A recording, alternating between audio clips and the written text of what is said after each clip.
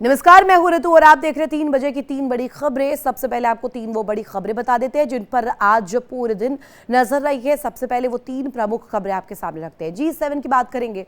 पहली तस्वीर दुनिया के सबसे ताकतवर देशों के मंच G7 की है, जहां सदस्य न होने के बावजूद भारत का दमखम नजर आ रहा है। भारत की धाक और भारत की रणनीतिक ताकत एक बार फिर से दुनिया देख रही है। ग्लोबल साउथ की आवाज बनकर भारत ने साफ कर दिया है कि अब दुनिया के बड़े फैसलों में भी नई दिल्ली को नजरअंदाज करना आसान नहीं है।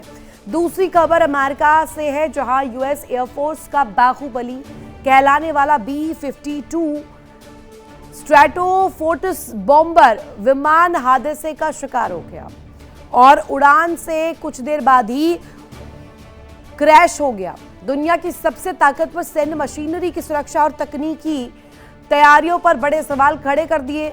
तीसरी अहम खबर महाराष्ट्र की सियासत से, जहां सियासी भूचाल इस वक्त नजर आ रहा है। उद्धव ठाकरे की शिवसेना यूबीटी में टूट की अटकलें तेज हो गई है। सूत्रों के मुताबिक कई सांसद एनडीए का दामन थाम सकते हैं। अगर ऐसा हुआ तो ये सिर्फ पार्टी के लिए नहीं झटका, बल्कि महाराष्ट्र की राजनीति के समीकरण बदलने वाला मोड़ साबित होगा।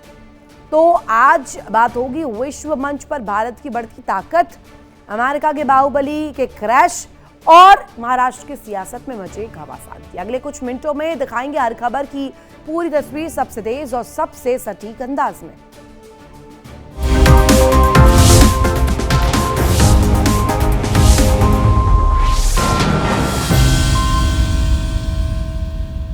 और इस बीच बड़ी खबर, आज से फ्रांस में G7 शिखर सम्मेलन का आगाज। फ्रांस के एवियन में G7 शिखर सम्मेलन, जहां हिस्सा लेंगे पीएम मोदी। शिखर सम्मेलन के दौरान मोदी ट्रंप की मुलाकात भी होगी। फ्रांस में 17 जून तक G7 शिखर सम्मेलन। 17 जून को फ्रांस में द्विपक्षीय वार्ता भी होगी और इसी को लेकर के हलचल जो है वो बढ़ती हुई नजर आ रही है।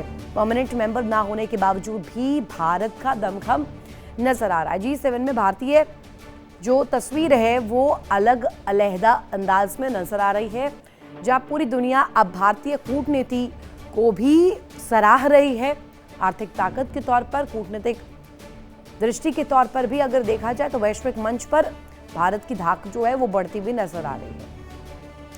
G7 का जो ये पूरा प्रारूप है, जिसमें भारत का अब पूरा दम नजर आ रहा है। दुनिया की सबसे ताकतवर अर्थव्यवस्थाओं का club G7 America, Britain, France, Germany, Italy, Canada और जापान जैसे विकसित देश बैठकर वैश्विक एजेंडे तय करते हैं। लेकिन इस क्लब का सदस्य न होने के बावजूद ऐसा देश जिसकी मौजूदगी के बिना अब दुनिया के बड़े फैसले अधूरे माने जा रहे हैं, वो देश है भारत।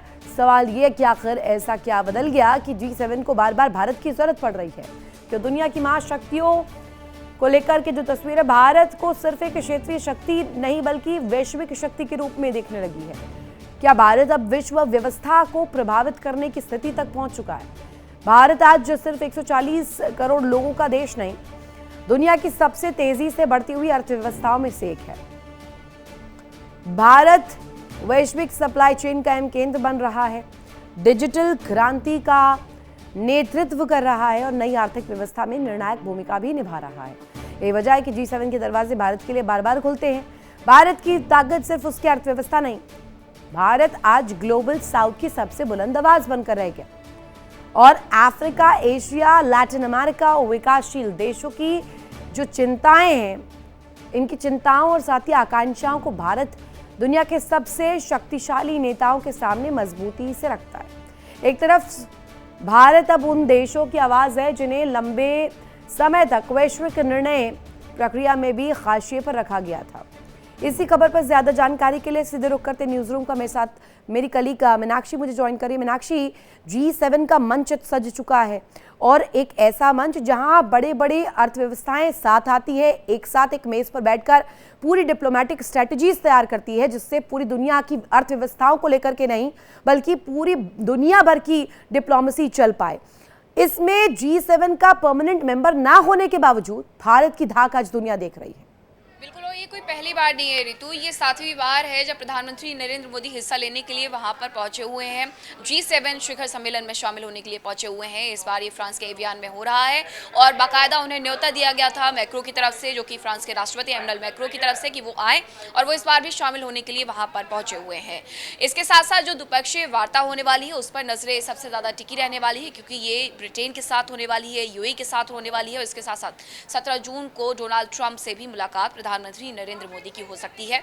इस लिहाज से ये काफ़ी ज़्यादा महत्वपूर्ण हो जाती है कि जिस तरीके से अगर हम देखें विश्व पटल पर युद्ध चल रहे हैं तो उसके बीच में भारत की भूमिका क्या है, उसे लेकर के लगातार सवाल पूछे जा रहे थे और पश्चिमी मीडिया की तरफ से एक पूरा खाका तैयार किया जा रहा था, लेकिन उसे तोड़ते हुए भारत ने बताया कि ईरान के साथ उसके संबंध कैसे हैं। और अब G7 का जब मंच सजा हुआ है तो यहाँ पर ईरान और अमेरिका के बीच में ये जो डिजिटली साइन हुए हैं उसे लेकर के ज़रूर से बातचीत होने वाली है। प्रधानमंत्री नरेंद्र मोदी ने हमेशा कहा है कि भारत का पक्ष है और भारत का पक्ष शांति का पक्ष है और इस मंच से भी वो यही संदेश देते हुए नजर आएंगे। मीनाक्षी, साथ ही ये भी सवाल, क्योंकि कहा जाता है जिस धड़ल्ले से हम देख रहे हैं भारत प्रगति कर रहा है, विकास कर रहा है, और साथ ही साथ ये मुद्दा डिप्लोमेटिक टर्म्स में भी अगर देखें, लड़ाई जंग की स्थिति में भी, चाहे वो रूस यूक्रेन की स्थिति हो या ईरान अमेरिका के बीच तनाव और टेंशन हो, भारत हमेशा एक ऐसे कोने, एक ऐसा रुख के साथ उभरता है जिसके जरिए दुनिया भर में संदेश जा रहा हो, चाहे वो मैत्री का हो, चाहे वो दोस्ती का हो, डिप्लोमेसी का हो, वो तमाम दरवाजे भारत की तरफ से खुले जाते हैं। बिल्कुल, इसीलिए हर कोई सिर्फ और सिर्फ भारत की तरफ आंख टिका करके देखता रहता है कि भारत का रुख आखिरकार क्या रहने वाला है। कई सारे बयान इस दौरान ये भी दिए गए थे ईरान, इजराइल और अमेरिका के युद्ध के दौरान कि अगर कोई इस युद्ध को रुकवा सकता है तो प्रधानमंत्री नरेंद्र मोदी रुकवा सकते हैं। हालांकि इस पूरी चर्चा के दौरान भारत को रुख को भी स्पष्ट करने की बातें कही जा रही थी, लेकिन G7 के मंच से एक संदेश जरूर दिया जाएगा कि भारत का पक्ष कल भी शांति का था और आज भी वही शांति का है। इन सब के बीच में ऊर्जा से लेकर के व्यापार तक कई ऐसे अहम समझौते हैं, कई ऐसे मुद्दे हैं जिस पर G7 शिखर सम्मेलन में बातचीत होने वाली है। प्रधानमंत्री नरेंद्र मोदी यहां पर 3 देशों के साथ द्विपक्षीय साझा बैठक करने वाले हैं। इसके साथ साथ एमैनुअल मैक्रो के साथ उनकी जो गर्माहट है रिश्तों में वो अलग नजर आती है कि किस तरीके से वो एमैनुअल मैक्रो से मुलाकात करते हैं। एमैनुअल मैक्रो के साथ भी उनके कुछ कार्यक्रम हैं जो कि रहने वाले हैं। दूसरी तरफ अमेरिका के राष्ट्रपति डोनाल्ड ट्रंप पर दुनिया भर की निगाहें टिकी हुई हैं कि G7 शिखर सम्मेलन में वो शामिल होने वाले हैं और ये ईरान, इजराइल और अमेरिका के युद्ध के बाद पहली बार होने वाला है जब वो किसी विश्व पटल पर मंच पर नजर आने वाले हैं। तो उनकी तरफ से क्या कुछ कहा जाएगा, भारत से उनकी क्या कुछ बातचीत होती है, इस पर भी निगाहें रहने वाली हैं। लेकिन निश्चित रूप में मीनाक्षी, और ये भारत का बढ़ता हुआ कद ही दिखा रहा है जिसमें G7 के इस मंच पर भी दुनिया अब बड़ी निगाहों से इस वक्त भारत की ओर देख रही है, बड़ी उम्मीदों से देख रही है, जिससे दुनिया भर में एक अलग तस्वीर दिखाई जाए। बहुत शुक्रिया आपका तमाम जानकारी के लिए। इस बीच बड़ी खबर अमेरिका की कैलिफोर्निया से, जहां हादसा हुआ। अमेरिका का ताकतवर B-52 बॉम्बर क्रैश हुआ। उड़ान के कुछ मिनट बाद ही आग का गोला बन गया। हादसे में 8 लोगों की दर्दनाक मौत हुई है। ये बड़ी खबर अमेरिका की कैलिफोर्निया से एक बड़ा हादसे की खबर सामने आई। अमेरिकी वायुसेना का एक B-52 स्ट्रैटोफोर्टिस बॉम्बर विमान उड़ान भरने के कुछ ही समय बाद दुर्घटनाग्रस्त हो गया। इस हादसे में विमान में सवार सभी 8 लोगों की मौत हो गई। अधिकारियों ने शुरुआती जांच के बाद हादसे को नॉन सर्वाइवेबल बताया है, यानी कि इस हादसे में किसी के भी बचने की उम्मीद कम है। रिपोर्ट्स के अनुसार यह हादसा कैलिफोर्निया के मोजावे रेगिस्तान क्षेत्र में स्थित एडवर्ड्स एयर फोर्स के बेस पर हुआ है। जानकारी के अनुसार भारतीय जो इसकी समय है, भारतीय समय के अनुसार 11:20 पर उड़ान भरने के बाद दुर्घटनाग्रस्त हुआ। विमान में आग लग गई। मौके पर धुएं का बड़ा गुबार भी दिखाई दिया।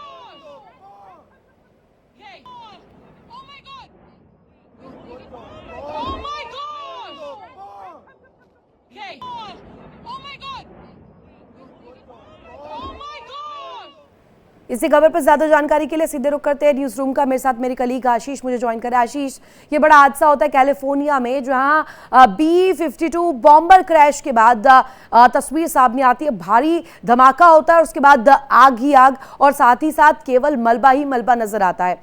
ये सीधे सीधे दिखाता है कि अमेरिका का ये बाहुबली किस तरीके से धराशायी हो गया।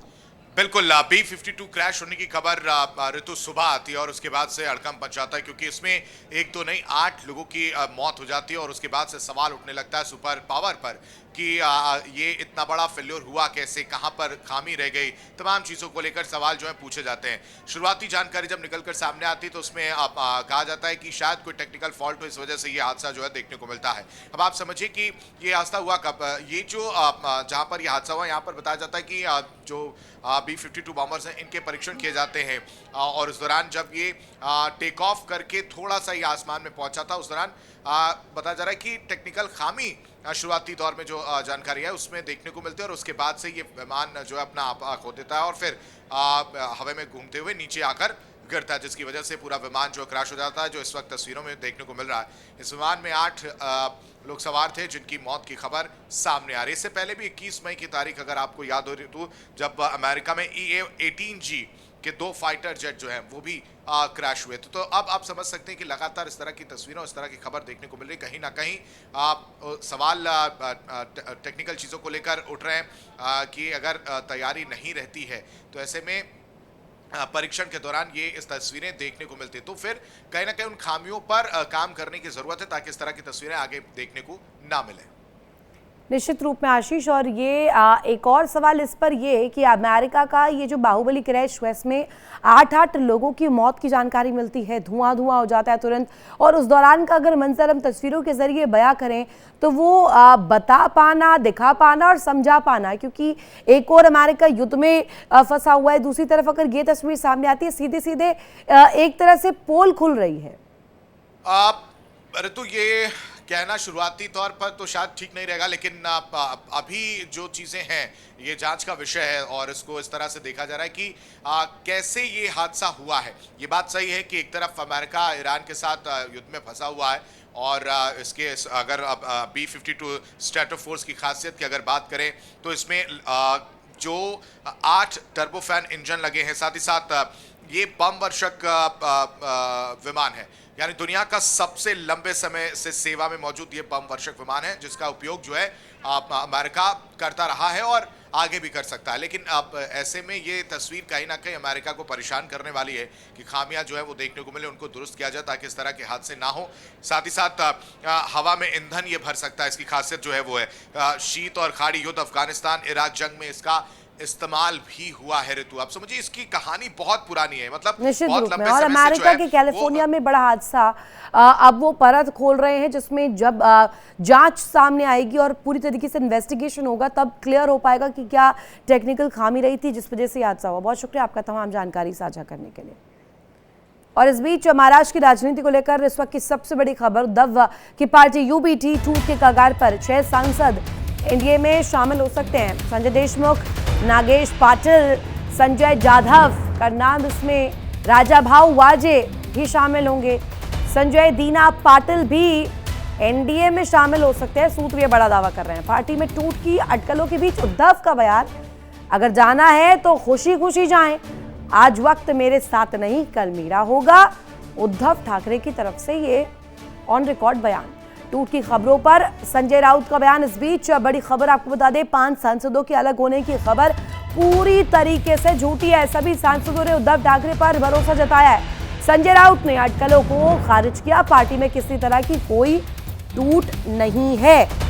अब इसी पर आगे क्या सियासत गरमाती है महाराष्ट्र की, क्योंकि इससे पहले हमने देखा तमाम तस्वीर सामने आई थी, पहले ही शिवसेना दो फाड़ हो चुकी है। अब क्या उस दो फाड़ में जो एक हिस्सा इसमें UBT का यानी कि उद्धव ठाकरे का ये गुट था, अब इसमें भी दो फाड़। ये सरासर गलत झूठ बात। इस प्रकार की कोई जानकारी एक तो हमारे पास नहीं है। 4 दिन पहले ये सभी सांसद शिवसेना पार्टी चीफ उद्धव ठाकरे जी ने जो मीटिंग बुलाई थी उसमें शामिल हो गए थे। कुछ वहां आए थे, कुछ ऑनलाइन शामिल हो गए थे और सभी ने उद्धव ठाकरे जी के नेतृत्व पर विश्वास व्यक्त किया। और इस बीच एक बड़ी खबर, शिंदे गुट के MLC कृपाल तुमा ने का बड़ा दावा, उद्धव गुट के सांसदों के संपर्क में होने का दावा। उद्धव गुट के 7 सांसदों से बातचीत भी जारी है। तुमाने की तरफ से ये क्लियर इंडिकेशन 7 सांसदों से आखिरी स्टेज पर बातचीत भी चल रखी है। अब ये क्या नया पहलू लेकर आते हैं, ये भी देखने वाली बात होगी। अब क्या शिवसेना उद्धव ठाकरे गुट में भी दो फाड़ होंगे? मानसून सत्र के पहले में ये हो जाएगा। नहीं, वो तो अभी हम लोगों की आपस में सारी बातें आपको बताना भी ठीक नहीं है, लेकिन वो हमारे साथ आएंगे, इतनी बात पक्की है। आ गए लगभग। पता नहीं उनकी पार्टी में क्या है, वो तो वो जानते हैं, लेकिन आदरणीय शिंदे साहब की जो कार्यशैली है, जिस तरह से वो सभी सामान्य जनता को न्याय देने का काम करते, मुख्यमंत्री रहते समय उन्होंने सभी लाड़की बहना होगी, गोर गरीब जनता होंगे, विद्यार्थी होंगे, बेरोजगार युवकों के लिए जो उन्होंने काम किया है, उनका ये काम करने का तरीका इन लोगों को पसंद आया है। इसलिए वो चाहते हैं कि उनके मतदार संघ का विकास भी हो, ये भी उनका मुख्य ध्येय होता है। तो इसीलिए वो हमारे साथ आने का मानस बना चुके हैं। और इसी खबर पर ज्यादा जानकारी के लिए सीधे रुख करते हैं अनिरुद्ध दोगले का, हमारे साथ संवाददाता जुड़े हुए हैं। अनिरुद्ध, ये तस्वीर जो नजर आ रही है महाराष्ट्र में, बड़ी तस्वीर दिखाने की इसके जरिए कोशिश भी की जा रही है। उद्धव बाला साहब ठाकरे का गुट जो है अब सीधे तौर पर इसमें भी दो फाड़ होने की उम्मीद है, क्या जानकारी? जी, देखा जाए तो महाराष्ट्र की जो राजनीति है वो गरमाई हुई है, जहाँ की उद्धव बाला साहब ठाकरे की जो उन लोगों ने जो मीटिंग बुलाई थी, उस मीटिंग को जो है 3 सांसद जो है वो नॉट रीचेबल थे। और दूसरी तरफ देखा जाए तो ये भी चर्चा सामने आ रही है कि जो उद्धव बाला साहब ठाकरे के जो 7 सांसद थे वो शिंदे गुट में जाने वाले हैं। और जहाँ की ये शिंदे गुट में जाने की जो चर्चा है ये कई दिनों से चालू थी, लेकिन अभी जो है ये जो सांसद जो जाने वाले हैं इनको ये जाए, लेकिन खुशी खुशी जाए, ये भी बयान जो है उद्धव बाला साहब ठाकरे की ओर से जो है वो सामने आ रहा है।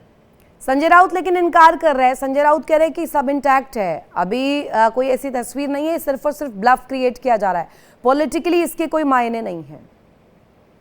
देखा जाए तो संजय राउत जो कह रहे हैं कि ये कोई मामला है नहीं, ऐसा कुछ होने वाला है नहीं, ये भी बता रहे हैं, लेकिन ये जो सूत्रों से जो जानकारी मिल रही है कि 7 जो सांसद है वो सांसद कुछ भी कोई भी हालत में जो है शिंदे गुट में से ये उद्धव बाला साहब गुट में से शिंदे गुट में जाने की जो है शक्यता बताई जा रही है।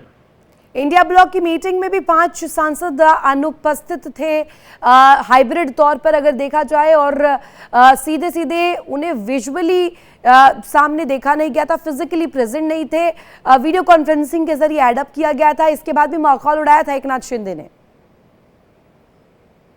जी, देखा जाए तो खाली 3 सांसद जो है वो ऑनलाइन मीटिंग के लिए आए हुए थे और ऑनलाइन थे, और 2 सांसद वहां पे खाली पहुंचे थे, और उसमें से भी अभी जो है जो ऑनलाइन आए हुए थे वो कुछ कारणों के वजह से ऑनलाइन आए थे, लेकिन अब वे भी लोग अभी जो है उनसे जो बातचीत किया जा रहा है तो वो सामने नहीं आ रहे हैं कि जहाँ पे इसको लेकर कोई चर्चा भी सामने नहीं करने की चाह रहे हैं।